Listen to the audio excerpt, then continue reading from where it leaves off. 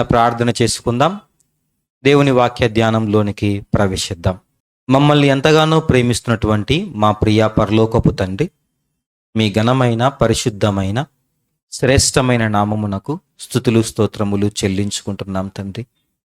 అయ్యా, మమ్మల్ని ప్రేమించి గడిచిన దినాలలో తండ్రి ఎన్నో విషయాల్లో మీరు మాకు తోడుగా ఉండి అనేక ప్రమాదముల నుంచి మమ్మల్ని తప్పిస్తూ మీ సన్నిధికి చేర్చి మీ సన్నిధిలోనైనా తండ్రి మిమ్మల్ని నోరారా కీర్తించుకొని స్తుతించుకొని మీ మాటలను ధ్యానించుకునే చక్కని భాగ్యాన్ని మాకు ప్రసాదించారు తండ్రి. అందును బట్టి మీ ఘనమైన పాదములకు స్తుతులు చెల్లిస్తున్నాం నాయన. ఇదిగో తండ్రి, ఇంతవరకు తండ్రి మీరు మాకు తోడుగా ఉన్నారు. ఇప్పుడు నాయన కొన్ని విషయాలను తండ్రి మేము ధ్యానించుకొని మా ఆత్మలను బలపరుచుకొనుటకై తండ్రి మేము ప్రయత్నం చేస్తుండగా మీ సహాయాన్ని మాకు తోడుగా ఉంచండి. మీరే మాతో మాట్లాడండి తండ్రి. మా హృదయాలను తండ్రి బలపరుచుకొని మీ వైపు తిప్పుకొనే చక్కని బిడ్డలముగా తండ్రి మేమందరం ఉండడానికి మా అందరికీ మంచి మనస్సును ప్రసాదిస్తారని ప్రాధేయపడుతూ యేసుక్రీస్తు ప్రభుల వారి యొక్క ఉన్నతమైన నామమున ఈ ప్రార్థన అడిగి వేడుకుంటూ సమర్పిస్తున్నాం తండ్రి. ఆమేన్. ప్రియమైన దేవుని వాళ్ళారా, ఇంతవరకు దేవుడు గడిచిన దినాల నుంచి మనలందరినీ కాచి కాపాడి క్షేమంగా తన సన్నిధికి చేర్చి దేవుని సన్నిధిలో దేవుని గూర్చి పాడుకోవటానికి, ఆయనను గూర్చి ధ్యానించుకోవటానికి దేవుడిచ్చినటువంటి ఈ చక్కని సమయాన్ని బట్టి మనమందరము దేవాది దేవునికి స్తుతులు చెల్లింపబద్దులమై ఉంటున్నాం. సమస్త ఘనత మహిమ ప్రభావములు దేవునికే చెల్లునుగాక. ఆమేన్. ఆమేన్. ప్రియమైన దేవుని వారలారా, దేవుడిచ్చినటువంటి మంచి సమయంలో చేరువచ్చిన మీ అందరికీ మన రక్షకుడు ప్రభు అయిన యేసుక్రీస్తు ప్రభుల వారి యొక్క అతి శ్రేష్టమైన నామమున శుభములు వందనములు తెలియజేస్తున్నానండి. కొద్ది నిమిషములు దేవుని మాటలను మనస్ఫూర్తిగా ధ్యానించుకునే ప్రయత్నం చేద్దాం. మన మనస్సులను అటు ఇటు తొలగనివ్వక దేవుడి మాటల వైపు లగ్నము చేసి ఆయన యొక్క మాటల మాధుర్యాన్ని అనుభవించే ప్రయత్నం చేద్దాం. ప్రియమైన దేవుని వారలారా, దేవుడు తన పిల్లలు తనకు దగ్గరగా ఉండాలని కోరుకుంటూ ఉంటాడు. ఎప్పుడు తన పిల్లలు తనకు దగ్గరగా ఉండాలని కోరుకుంటాడు. అంతేకాదు, తన మాటలకు ఎప్పుడు స్పందిస్తూ ఉండాలన్నది ఆయన యొక్క ఆలోచన. దేవుడు మాట్లాడుతున్నప్పుడు లేదా దేవుడి మాట వినబడుతూ ఉన్నప్పుడు తన పిల్లలు ఆ మాటలకు తగినట్టుగా స్పందించాలి. ఏమండి, ఒక కుటుంబంలో తండ్రి లేదా తల్లి తమ పిల్లలు తమ మాటలకు సరి అయిన రీతిలో స్పందించాలని కోరుకుంటారు. ఒక పాఠశాలలో ఒక ఉపాధ్యాయుడు పాఠం చెబుతున్నప్పుడు విద్యార్థులు తను చెప్పబోయే ప్రతి అంశానికి తన విద్యార్థులు సరిగా స్పందించాలి. ఏ స్పందన లేకుండా అలాగా స్తబ్దులుగా అలా కూర్చొని ఉన్నారనుకోండి, ఉపాధ్యాయుడికి పిల్లలకు నేను ఇంత కష్టపడి పాఠం చెబుతున్నప్పుడు లేదా ఏవో కొన్ని విషయాలు నేర్పించాలని ఆశపడుతున్నప్పుడు పిల్లలెందుకు నా మాటను సరిగా పట్టించుకోవటం లేదని ఒక బాధాకరమైనటువంటి స్థితిలోనికి వెళ్ళిపోతాడు ఉపాధ్యాయుడు. ఏమండి, దేవుడు కూడా తన మాటను ఈ భూ ప్రపంచానికి పరిచయం చేస్తూ ఈ భూ ప్రపంచంలో తన మాటలు పంపిస్తూ ఉన్నప్పుడు మనుష్యులుగా దేవుని పిల్లలుగా ఉన్నటువంటి మనమందరము దేవుడి మాటలకు స్పందించాలి అన్నది దేవుడు కోరుకున్నటువంటి ఒక చక్కని కోరిక. ప్రియమైన దేవుని వారలారా, అది దేవుడికి మనం ఇచ్చే ఒక చక్కని గౌరవంగా ఉంటుంది. దేవుడికి మనం ఇచ్చే లేదా దేవుడి వైపు మనం చూపించేటువంటి ప్రేమగా సూచనగా కనబడుతుంది. ప్రియమైన దేవుని వల్ల ఆయన చెప్పిన మాటలకు తగ్గట్టుగా మనం స్పందించటం. ఏమండి, లోకం దేవుడి మాటలను వినాలని ఎక్కువగా కోరుకుంటుందా? కోరుకోవట్లేదు. దేవుడికి సంబంధం లేని ప్రతి విషయం వైపు లోకంలో ప్రతి మనిషి చెవిన పెడుతూనే ఉన్నాడు, కానీ దేవుడి మాటలకు మాత్రం ఏదో నిర్లక్ష్య భావన వహిస్తున్నట్టుగా ప్రపంచం కనబడుతూ ఉంది. ఏమండి, దేవుడంటే భయము భక్తి కలిగిన వారు ఎక్కువ మంది ఉన్నారా? లేదా లోకము, ధనము, ఆశలు, సంపాదన, విద్య, ఇదిగో వీటన్నిటి వైపు దృష్టి సారించినటువంటి వాళ్ళు ఎక్కువ మంది ఉన్నారా? ఆలోచించండి. తేడా అక్కడే కనబడుతుంది ప్రేమ దేవుని వల్ల. ఎన్ని దేవాలయాలు ఉన్నాయి, ఎన్ని చర్చీలు ఉన్నాయి, ఎన్ని మసీదులు ఉన్నాయి, దేవుని గురించినటువంటి విషయాలు, గ్రంథాలు ఎన్ని వందలుగా ఉన్నాయి, దేవుని గురించినటువంటి వీడియోలు, సినిమాలు ఎన్ని ఉన్నాయి. కానీ ప్రపంచం ఇంకా ఎందుకు దేవునికి దూరంగా ఉంది లేదంటే విన్న మాటలకు తగినట్టుగా మనిషి దేవుని కోసం స్పందించటం లేదు. అని ఈ సృష్టిని ఒక్కసారి గమనించగలిగితే ఈ సృష్టి అంతా దేని వల్ల నిర్మాణమైంది? దేవుని మాట వల్ల నిర్మాణమైంది. చూద్దాం ప్రేమ దేవుని వల్ల. హెబ్రీ సంఘానికి రాసినటువంటి పత్రిక 11వ అధ్యాయము 3వ వచనంలో ఎంతో విలువైన ఒక మాట రాయబడుతుంది ప్రేమ దేవుని వల్ల. ప్రపంచ శాస్త్రాలకు అతీతముగా రాయబడినటువంటి మాట. హెబ్రీ సంఘానికి రాసినటువంటి పత్రిక 11వ అధ్యాయము 3వ వచనం చదవండమ్మా. ప్రపంచములు దేవుని వాక్యము వలన నిర్మాణమైనవి. ప్రపంచములు దేవుని వాక్యము వలన నిర్మాణమైనవి. అందును బట్టి దృశ్యమైనది కనబడెడు పదార్థముల చేత నిర్మింపబడలేదనియు విశ్వాసము చేత గ్రహించుకొనుచున్నాము. ఈ సృష్టి ఎవరో చేతిని పెట్టి చేసినట్టు కాదు. ఎలా కలిగిందంటమ్మా ఈ సృష్టి? మాట ద్వారా కలిగిందంట. ప్రపంచములు అనంటే ఒక జంతు ప్రపంచం, ఒక వృక్ష ప్రపంచం, పక్షి ప్రపంచం, జల ప్రపంచం, ఏవైతే ఉన్నాయో అవన్నీ ప్రపంచాలు, యుగాలు, ఏవైతే సూర్యుడు, చంద్రుడు, నక్షత్రాలు, ఇవి ఏవి నీ కంటికి కనబడే ప్రతి పదార్థము ఎలా కలిగిందంటమ్మా? దేవుని యొక్క మాట ద్వారా కలిగిందట. అంటే ఒక మాట దేవుడు మాట్లాడినప్పుడు సృష్టి ఆకారాన్ని సంతరించుకుంది. అందుకే ఆదికాండము 1వ అధ్యాయము 1వ పలుకులలో ఏమని ఉంటుందో తెలుసా? భూమి ఎలా ఉందంట అప్పుడు?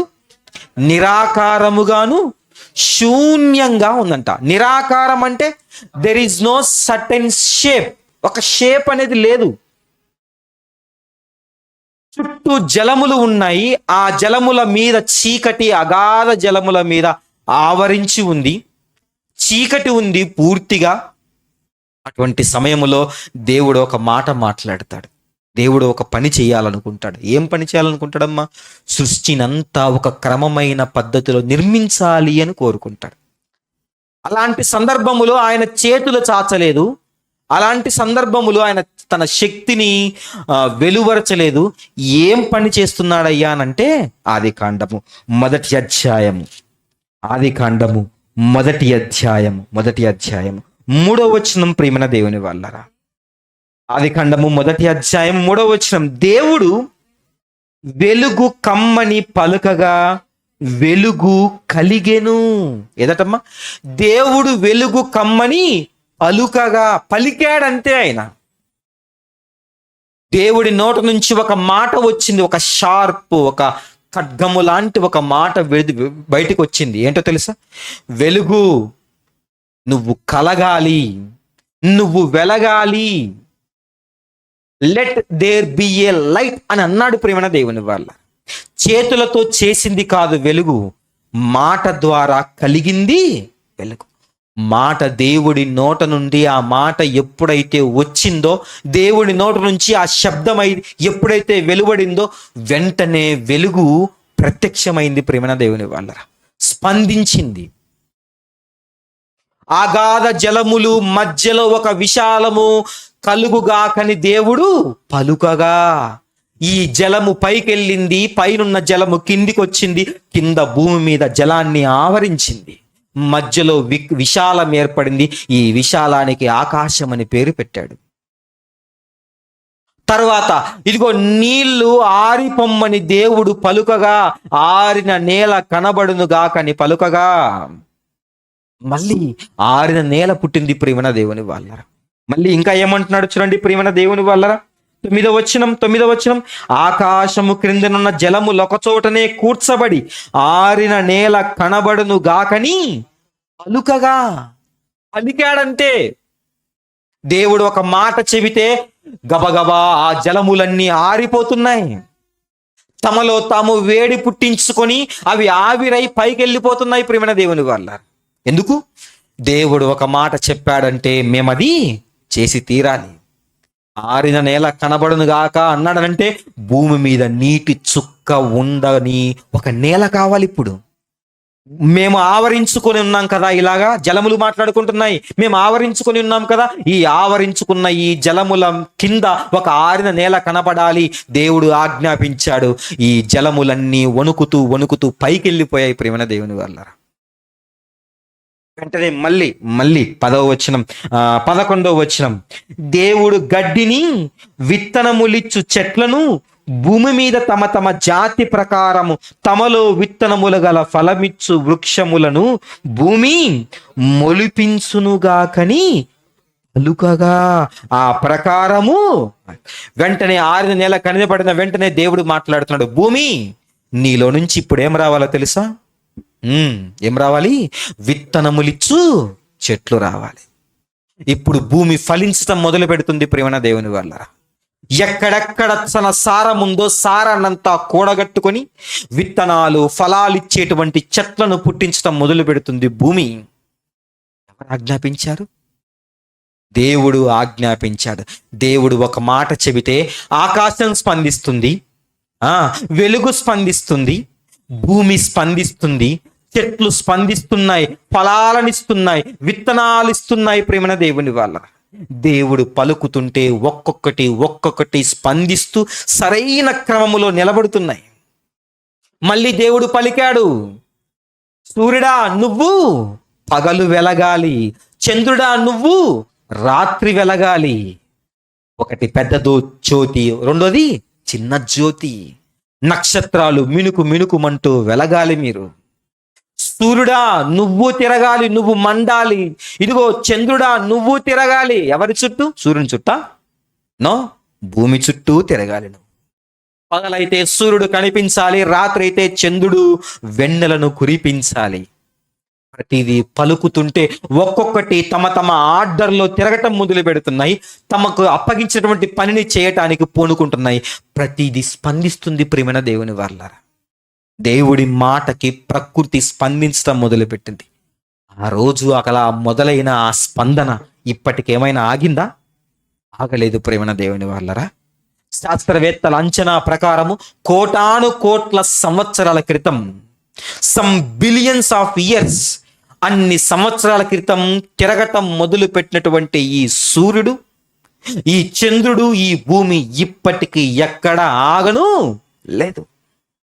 తమకు నిర్దేశించిన కక్షలో దీర్ఘ వృత్తాకార కక్షను వదిలిపెట్టి మరో చోట పక్కకు కదిలింది లేదు ప్రియమైన దేవుని వాళ్ళ.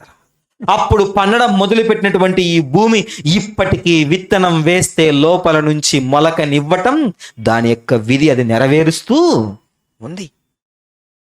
3 వంతుల నీరు, 1 వంతు భూమి ఆరద నేల ఎలా ఉందో ఇప్పటికీ అలాగే ఉంది. ప్రకృతి ప్రతిదీ దేవుడి మాటకు ఒక్కసారి పలికిన ఆ మాటకి ఇప్పటికీ స్పందిస్తూ తాము దేవుడి మాటకు లోబడుతూ ఆయన చెప్పినట్టుగా నడుచుకుంటూ తిరుగుతున్నాయి. ప్రకృతి స్పందన ప్రేమన దేవుని వాళ్ళ. రోజు యేసుక్రీస్తు ప్రభుల వారు ఇలాగే దోణి మీద వెళ్తూ ఉన్నప్పుడు ఆయన దోణిలో పడుకొని ఉంటాడు. ఉన్నట్టుండి సముద్రం మీద అలలు తుఫాను రేగుతుంది ప్రేమన దేవుని వాళ్ళ. ఆ టైంలో శిష్యులు బాగా భయపడుతూ ఉంటే ఆయన చెబుతున్న మాట చూడండి. మార్కు రాసిన సువార్త 4వ అధ్యాయము, మార్కు రాసిన సువార్త 4వ అధ్యాయము 38వ వచనం చూడండి ప్రియమైన దేవుని వాళ్ళరా. మార్కు రాసిన సువార్త 4వ అధ్యాయము 37వ వచనం నుంచి 37వ వచనం నుంచి మార్కు రాసిన సువార్త 4వ అధ్యాయం 37వ వచనం. అప్పుడు పెద్ద తుఫాను రేగి ఆయన ఉన్న దోణె మీద అలలు కొట్టినందున దోణె నిండిపోయెను. ఆయన దోణె అమరమున తలగడ మీద తల వాల్చుకొని నిద్రించుచుండెను. వారాయనను లేపి, బోధకుడా, మేము నశించిపోతున్నాము, నీకు చింత లేదా అని ఆయనతో అనిది. అందుకు ఆయన లేచి గాలిని గద్దించి నిశ్శబ్దమై ఊరకుండుమని సముద్రముతో చెప్పగా గాలి అణిగి మిక్కిలి నిమ్మలమాయను. ఏమండి, ఒక సముద్రముతో ప్రభువు మాట్లాడుతున్నాడు ప్రేమ దేవుని వల్ల. అంటే సముద్రాలతో ఎవరన్నా మాట్లాడతారా? ఒకవేళ మాట్లాడితే ఏమనుకుంటాం? ఏంటి ఇలా వింతగా ప్రవర్తిస్తున్నాడు అనుకుంటున్నాను. సాక్షాత్తు దేవుని కుమారుడు ఎవరి మాట అయితే దేవుడి నోట నుంచి వచ్చిందో ఆ మాటే శరీరాన్ని ధరించుకొని ఈ భూమి మీద తిరుగుతున్నప్పుడు సముద్రము రేగుతుంది, అలలు ఎగసెగసి పడుతున్నాయి. పైగా ఆయన ఏం చేస్తున్నాడు? నిద్రపోతున్నాడు ప్రేమ దేవుని వల్ల. అండి, ఒక మాట చెప్తాను ఈ సందర్భంలో, ఆ మాట గుర్తొస్తుంది. బైబిల్ గ్రంథంలో యేసుక్రీస్తు ప్రభుల వారు నిద్రపోతున్నట్టు రాయబడిన సందర్భం ఇదొక్కటే ప్రేమ దేవుని వల్ల. పైగా ఎక్కడ పడుకుంటాడట ఆయన? ఇదిగో ఓడ ఏదో చిన్న దోణిలో పడుకుంటున్నాడట. అలలు కొడుతూ ఉన్నా ఆయనకు నిద్ర వస్తుందా? ఏమండి, అలలు కొడుతున్నప్పుడు, దోణె అటు ఇటు కదులుతున్నప్పుడు దోణెలో ఉన్నటువంటి ఆ పరిస్థితికి నిద్ర వస్తుందా ప్రేమ దేవుని వల్లరా? అండి, దోణెంతా నీళ్లు నిండిపోయాయట, అలలు కొడితే నీళ్లు నిండాయట. అయినా ఆ నీళ్లు తాకుతున్న తడి తాకితే మనకు నిద్ర రాదు, మెలకు వస్తుంది. కానీ ఈయన గాఢ నిద్రపోతున్నాడంటే ఆయన జీవితంలో ఒకే ఒక్కసారి నిద్రపోతున్నట్టుగా బైబిల్ గ్రంథంలో రాయబడిన సందర్భం ప్రేమ దేవుని వల్ల. పైగా ఆయన సుఖంగా నిద్రపోయినట్టుగా అక్కడ లేదు. ఏమండి, ఆ టైంలో ఆయన లేపుతున్నారు శిష్యులు. అయ్యా ఏంటయ్యా ఈ సముద్రం అంటే ఆయన లేచి నిలబడి శిష్యులను ధైర్యపరచడం లేదు, ఏం చెప్పటం లేదు, సముద్రం వైపు తిరుగుతున్నాడు. నిద్రలోంచి లేచిన వ్యక్తి ఎలా ఉంటాడో ఒకసారి ఆలోచించండి. భయపడాలి, ఏంటి ఇదంతా అని. అప్పుడు ఆయన మాట్లాడుతున్నాడు. ఏమని మాట్లాడుతున్నాడట? ఆయన లేచి గాలిని గద్దించి అంటే సముద్రాన్ని గాలిని ఏం చేస్తున్నాడో తెలుసా? ఒక మాటతో ఏం చేస్తున్నాడో తెలుసా? గద్దిస్తున్నాడు ప్రేమ దేవుని వల్ల. ఎప్పుడైతే యేసుక్రీస్తు ప్రభుల వారు లేచి నిలబడి సముద్రాన్ని గాలిని షట్ అప్, కీప్ క్వైట్ అని ఎప్పుడైతే అన్నాడో సముద్రము గాలి ఏమైందట? గాలి అణిగి మిక్కిలి నిమ్మలమైపోయిందట ప్రేమ దేవుని వల్ల. నిమ్మలం. క్లాస్ గదిలో పిల్లలు అల్లరి చేస్తున్నప్పుడు టీచర్ వచ్చి షటాప్ అని అంటే ఒక్కసారిగా పిల్లలందరూ సెటెడ్ అయిపోతారు చూసారా? పిన్ డ్రాప్ సైలెంట్ అన్నట్టుగా సముద్రము గాలి సైలెంట్ అయిపోయిందంటే ప్రేమ దేవుని వల్ల. స్పందిస్తుంది సముద్రం, గాలి స్పందిస్తుంది దేవుడి మాటకి, యేసుక్రీస్తు ప్రభుల వారి యొక్క శక్తివంతమైన మాటకి. ఈ మాట ఏంటో తెలుసా? ఈ మాట దేవుడి మాట. ఎప్పుడైతే మమ్మల్ని కలగ చేయమని దేవుడు పలికాడో ఆ పలికిన ఆ పలుకే దేవుడి మాటే, దేవుడి వాక్యమే శరీరధారిగా వచ్చి ఇప్పుడు ఓడలో నిలబడి మమ్మల్ని నిశ్శబ్దముగా ఉండమని పలికినప్పుడు మేమేం చేయాలో తెలుసా? నిశ్శబ్దం అయిపోవాలి. గాలి నిశ్శబ్దం అయిపోయిందంట ప్రేమ దేవుని వల్ల. అందుకే అంటున్నాడు 41వ వచనం, వారు మిక్కిలి భయపడి ఈయన ఎవరో, గాలియు సముద్రమును ఈయనకు లోబడుచున్నవని ఒకనితో ఒకడు, ఈయన ఎవరయ్యా? ఈయన మాట్లాడుతుంటే గాలి ఆగిపోయింది, సముద్రం ఆగిపోయింది, సైలెంట్ అయిపోయింది, అలలన్నీ కాముగా అయిపోయాయి, ఎక్కడ పిన్ డ్రాప్ సైలెంట్. నేను నిద్రపోతున్నాను, మీరెందుకు డిస్టర్బ్ చేస్తున్నారు అన్నట్టుగా పలికినట్టుగా ఉంది ప్రేమ దేవుని వాళ్ళరా. ఈయన ఎవరయ్యా ఈయన? మనకు తెలుసు ఆయన ఎవరో. అప్పుడున్న ప్రజలకి ఆయన ఎవరో తెలుసుకోలేని పరిస్థితి ప్రేమ దేవుని వాళ్ళరా. మనకు తెలుసు ఆయన మహాలోకాలను కలిగించిన ప్రధాన శిల్పి అన్న సంగతి తెలుసు. ఆయన లేకుండా ఏదీ కలగలేదన్న సంగతి మనకు తెలుసు.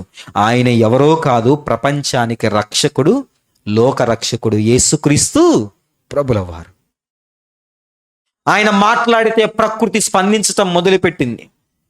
ఓ రోజు ఆయన జీవితంలో చివరి దినం వచ్చింది ప్రియమైన దేవుని వాళ్ళరా. యేసుక్రీస్తు ప్రభులు వారి జీవితంలో చివరి దినం ఆకాశానికి భూమికి మధ్య వేలాడుతూ ఉన్నాడు. చనిపోవటానికి కొద్ది క్షణాల ముందు, చనిపోతున్న టైంలో ఆయన ఒక కేక వేస్తాడు ప్రియమైన దేవుని వాళ్ళరా. చూద్దాం ఆ కేక గురించి. మత్తయి రాసిన సువార్త 27వ అధ్యాయము. మత్తయి రాసిన సువార్త 27వ అధ్యాయము 50వ వచనం చూడండి ప్రియమైన దేవుని వాళ్ళరా. మత్తయి రాసిన సువార్త 27వ అధ్యాయము 50వ వచనం. యేసు మరలా బిగ్గరగా కేక వేసి ప్రాణము విడచెను. అప్పుడు దేవాలయపు తెర పైనుండి క్రింది వరకు రెండుగా చినిగెను, భూమి వణకెను, బండలు బద్దలాయెను. చాలమ్మా. యేసుక్రీస్తు ప్రభుల వారు శిలువ మీద ఉన్నప్పుడు ఏం చేస్తున్నాడమ్మా? ఆయన బిగ్గరగా కేక వేశాడట ప్రేమణ దేవుని వాళ్ళ. ఏమండి, ఆయన కేక వేసింది బండలు బద్దలవ్వాలనో లేదా భూకంపం రావాలనో వేయలేదు ప్రేమణ దేవుని వాళ్ళ. నొప్పిని తట్టుకోలేక బిగ్గరగా కేక వేశాడు. దేవుని నుంచి ఎడబాటును తట్టుకోలేక అక్కడున్న పరిస్థితులకు తగ్గట్టుగా తన జీవితంలో ఇక చివరి క్షణాల్లో ఏమాత్రము సత్తువలేని ఆ శరీరం నుంచి ఏమొచ్చిందమ్మా? ఒక కేక. కేక ప్రకృతి చెవులను తాకగానే ప్రకృతి పగలడం మొదలు పెడుతుంది ప్రేమన దేవుని వాళ్ళ. భూమి ఏమైందంటమ్మా? అప్పుడు ఎప్పుడైతే కేక వేశాడో అప్పుడు దేవాలయపు తెర పైనుండి క్రింది వరకు రెండుగా చినిగను. అంతవరకు కాముగా ఉన్నటువంటి ఆ ప్రకృతి ఎప్పుడైతే యేసుక్రీస్తు ప్రభుల వారి యొక్క ఆర్తనాదం, ఆ కేక చెవిన పడగానే, ఆ కేక ధ్వని తగలగానే ప్రకృతి స్పందించడం మొదలు పెడుతుంది. ఉండలేకపోయింది ప్రకృతి. దేవాలయపు తెర చినిగిందట ప్రేమన దేవుని వాళ్ళరా. పైగా ఏం చేయాలంట? భూమి వణకెను, బండలు బద్దలాయెను. భూమి వణకటం మొదలు పెడుతుంది. ప్రశాంతంగా ఎప్పుడు గద్దించే ఈయన, ఎప్పుడు మాతో మాట్లాడే ఈయన ఈ రోజు ఇంత గట్టిగా అరిచాడా?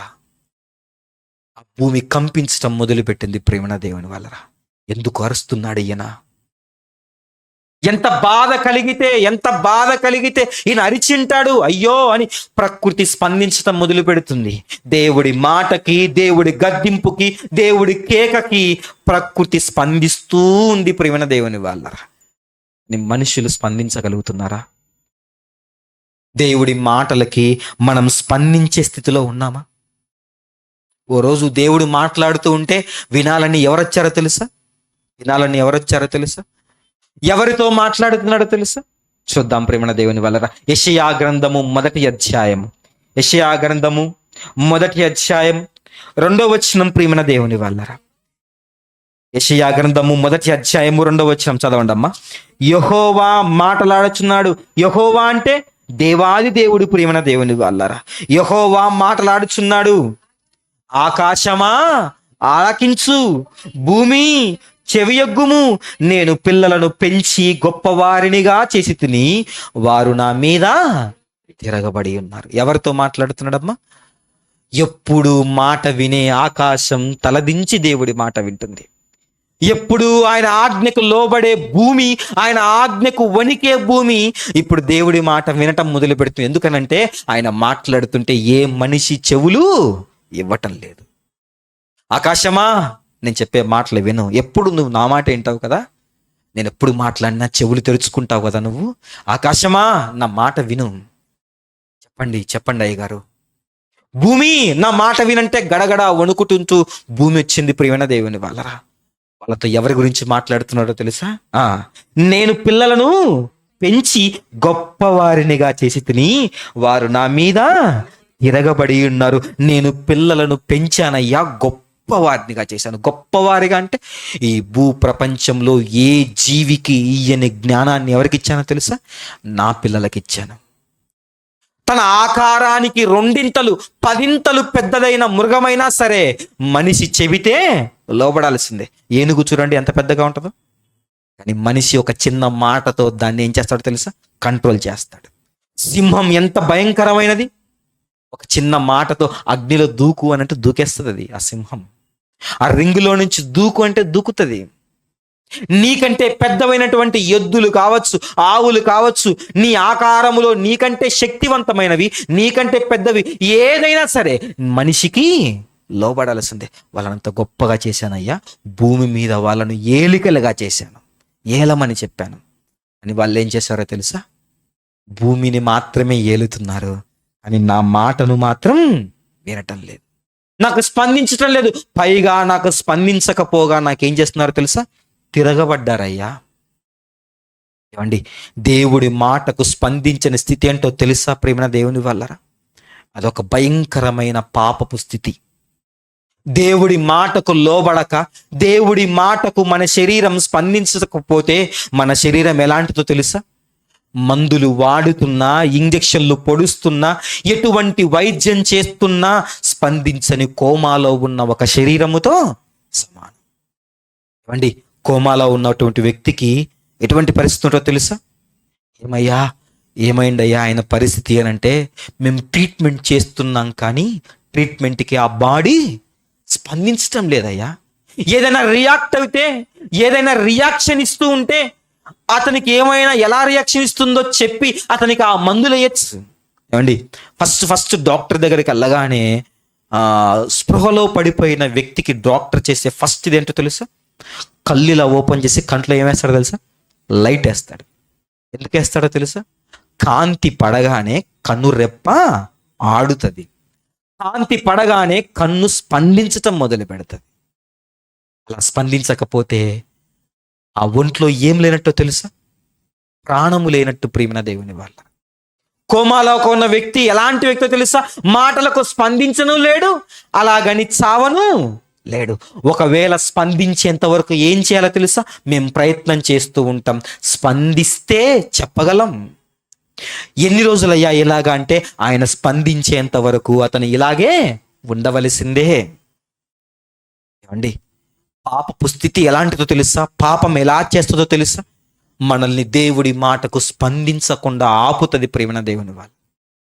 మన జీవితాల గురించి, మనలో ఉన్నటువంటి పాపపు స్థితిని గురించి, ఆ కోమాలో ఉన్నటువంటి ఆ పరిస్థితి గురించి దేవుడు ఏం చెబుతున్నారో తెలుసా? చూడండి ప్రేమ దేవుని వాళ్ళ, ఎఫెసీలకు రాసిన పత్రిక 2వ అధ్యాయం 1వ వచనం చూడండి. ఎఫెసీ సంఘానికి రాసినటువంటి పత్రిక 2వ అధ్యాయము 1వ వచనం. 2వ అధ్యాయము 1వ వచనం. మీ అపరాధముల చేతను పాపముల చేతను మీరు ఎలా ఉన్నారటమ్మా? చచ్చిన వారై ఉండగా ఆయన మిమ్మును క్రీస్తుతో కూడా బ్రతికించెను. చచ్చిన వారి వలె ఉన్నారు. చచ్చిపోయిన వారు కాదు. ఎలా ఉన్నారట? బతికే ఉన్నారు, కానీ ఎలా ఉన్నారంట? చచ్చిపోయిన వారి వలె ఉన్నారు. మాటలకు స్పందించడం లేదనుకోండి, ఏమంటాం తెలుసా? ఏం ఉన్నావా లేదా? ఏమయ్యా ఉన్నావా అంటే బతికే ఉన్నావా లేదా? ఇంతకు స్పృహలో ఉన్నావా? నా మాటలు వినబడుతున్నాయా? నా మాటలకు నీ చెవులకు తగులుతున్నాయా? శబ్దం వినబడుతుందా నీకు అని అడిగినట్టు. చచ్చిన వారై ఉండగా మీరు ఎలా ఉన్నారో తెలుసా? మనకు భాషలో చెప్పాలంటే కోమాలో బెడ్ మీద పడుకొని స్పందన లేకుండా పడి ఉంటాడు చూసారా? అటువంటి శరీరముతో ఉన్న వారంగా ఉన్నారు. ఎలా ఉన్నారో తెలుసా? పాపముల చేత, అపరాధముల చేత చచ్చిపోయిన వారు. పాపం మనలో ఉన్నప్పుడు దేవుడికి స్పందించటం మానేస్తాం ప్రేమ దేవుని వల్ల. ఎక్కదు మన చెవికి. ఏముందిలే అనుకుంటుంటాం, ఏముందిలే దేవుడి మాట అనుకుంటాం ప్రేమ దేవుని వల్ల. అలా స్పందించటం లేదు నీ హృదయం అని అంటే నువ్వు పాపములో కూరుకొని పోయి ఉన్నావు, చచ్చిన వాడితో సమానంగా ఉన్నావు. ఒకవేళ అలా చచ్చిన వాడితో సమానంగా ఉన్నప్పుడు నిన్ను లేపగలిగే శక్తి ఒకే ఒక్కడికి ఉంది. ఎవరికమ్మది? చచ్చిన వారై ఉండగా క్రీస్తు మిమ్మును బ్రతికించెను. బ్రతికించేవాడు క్రీస్తు ఒక్కడే ప్రేమ దేవుని వాళ్ళ. ఆ క్రీస్తు మాటకు కూడా మన శరీరాలు స్పందించటం లేదు అని అంటే మనము చివరికి నాశనానికి జారిపోవలసిందే.